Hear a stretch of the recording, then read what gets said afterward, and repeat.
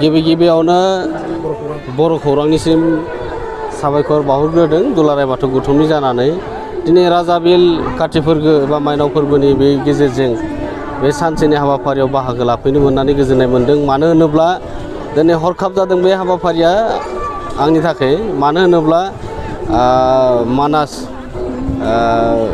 माबानि डिडि बर' अफिसार बिथाङा आंखौ फन खालामबाय साननै आगोलाव बे गामियाव थांनांगोन, गोबां धोरोमनि फारसे बिथांमोना गोबारै साग्रिद जानानै दं आरो बिथांमोना बर'नि हारिमु धोरोमजों लोगोसे गासै सोलोंथाइ बिथिङाव खामानि मावगासिनो दङ आरो बे बाथौ थानसालियाव थांनांगौ। नाथाय दिनै नुफैबाय दिनै माइनाव बराय फुंनि हाबाफारिनिफ्राय माइनाव बरायनायजों लोगोसे बाथौ थानसालियाव आरो गामिनि फ्राय 100 न'खरनि जिखिनि बाहागो लाफैबाय 100 बाजि बेनि गासै सोद्रोमाफोरा बेवहाय बाथौ थानसालियाव बाहागो लाफैदों, गोजोननाय मोन्दों। गोबां माइनावजों लोगोसे न'खरनि बिगोमा बिदा फंबाय बिब' बिनानाव गासैबो थुबुरै दिनै माइनाव फोरबोआव बाथौ धोरोमनि बे मोनसे थामथि फोरबो हिसाबै दिनै सानसेनि हाबाफारिजों बिथांमोना गाजा गोमजायै फालिनो लादों। मानो होनबा बेवहाय दिनै मैया काति गासा माइ दुब्लियाव जा आलारि बाथि सावनाय, दिनै सेथि खेराइ फोरबो दिनै माइनाव बरायनायजों लोगोसे दिनै सानसेनि हाबाफारिजों खुंदों आरो दिनै बे गामिजों बर'नि हारिमुजों लोगोसे दिनै मुलुगनां खौसेथि आरो गोजोन थासारिखौ लाबोनो थाखाय दिनै आर'जबो लानाय जागोन आरो बेवहाय मोनसे धोरोमनि बिथिङावनो सावरायमेल लानाय जादों आरो बे हाबाफारियावनो बाहागो लाफैनो थाखाय दिनै दुलाराय बाथौ गौथुमनि गाहाय नेहाथारि हिसाबै आं बेवहाय बाहागो लाफैदों। आङो being a बर' माने मानसि, being a बर' कमिउनिटि, आं खुब मोजां मोनो जे आंनि चेन्ज अफ माने कमिउनिटिनि मोनसे हत्ता दङ। गतिके बिनि थाखाय आङो बर' साहित्यफोरनि लाइफ मेम्बार आरो बर' बाथौ माबानिबो आं लाइफ मेम्बार। मानि थाखाय जे निजि मोनसे धोरोम दं, बर' जानानै बर' मोनब्ला आं मा भाबियो बाथौ धर्म।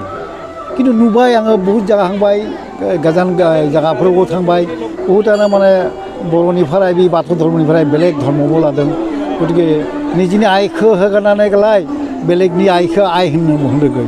गतिके आङो बिसोरो बुङा जे थांनो नाङा नालाय, किन्तु सोबनि जि धर्म बे धर्मखौ लाखिनांब्ला सोबनि बर' जानानै गलाय बे बाथौ धर्मखौ लाखिनांगौ। गतिके एबाव दिनै राजा बिलाव जि बाथौ फुजा बाथौ थानसालियाव बाथौ फुजा फालिनाय जादों, बेयाव आं बाहागो लानो मोननानै गलाय आं निजे जोबोद मोजां मोनदों।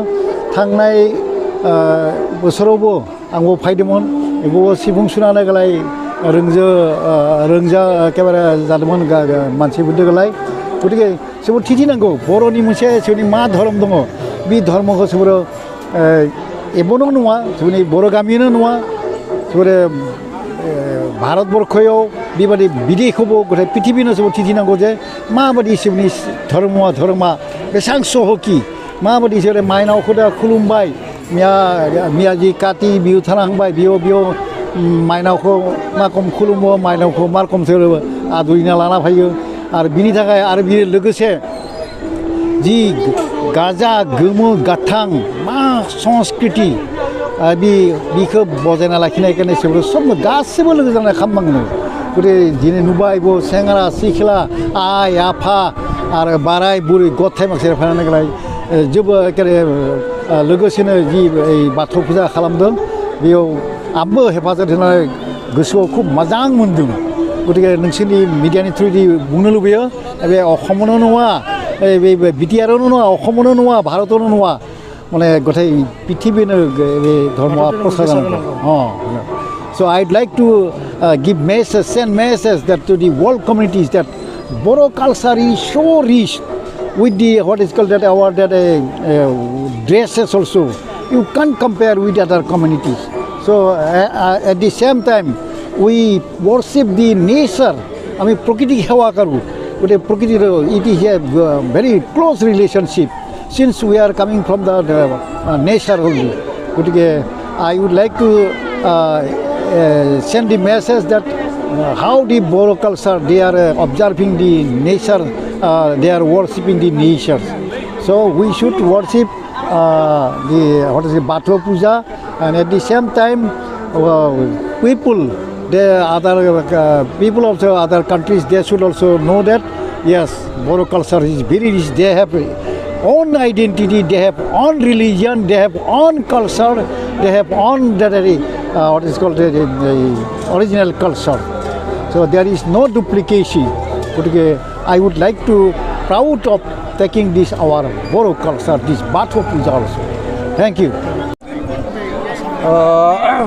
दा राजाबिल गामिया गोदो जों उन्दैयाव 1947 निफ्राय गोदोनि मानसिफ्रा बेखौ खुंबोदोंमोन खुंबाबो बेबायदि खुङामोन ओरैनो माने बाथौखौ ओरैनो साथि खासा लगायनानै बा साथि माबानानै दोनोमोन माइनाव फोरबोनि नामाव बिनिफ्राय बे गामिया गारजा आरो माबा पुतुल देबि होननाय बेखौ बांसिन फालियोमोन उनाव फैयै फैनानै बेखौ मथा-मथि 1991 92 बा 5 सिमहालागै जोङो एसे सोलायबोबाय जोंहाय गारजाफोरखौ गारबोबाय जोङो ओमफ्राय जोङो बाथौ मन्दिर बिदिनो खालामनानै जोङो बेबायदिनो गाजा गोमजायै जों खालामबोगासिनो दं दा साबसिन हामसिन जोङो खालामनो नाजागासिनो दङ दा जेने गोदो खममोन दा आर'ज राभात जाबाय बेबायदिनो